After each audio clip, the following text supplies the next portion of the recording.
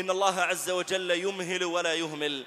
قال صلى الله عليه وآله وسلم: إن الله ليملي للظالم، يعني يؤخر للظالم. إن الله ليملي للظالم فإذا أخذه لم يفلته. ثم قرأ: وكذلك أخذ ربك إذا أخذ القرى وهي ظالمة إن أخذه أليم شديد. رواه البخاري. الظالم خصمه الله تعالى يوم القيامة. قال عليه الصلاة والسلام: يقول الله تعالى: ثلاثة أنا خصمهم يوم القيامة: رجل أعطى بي ثم غدر، ورجل باع حرا فأكل ثمنه.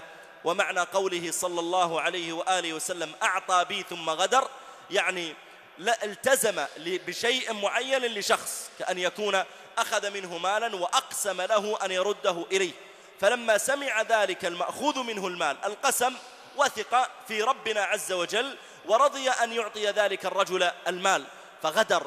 قال: رجل أعطى بي ثم غدر، ورجل باع حرا فأكل ثمنه، ورجل استأجر أجيرا فاستوفى منه ولم يؤته أجرته. رواه البخاري.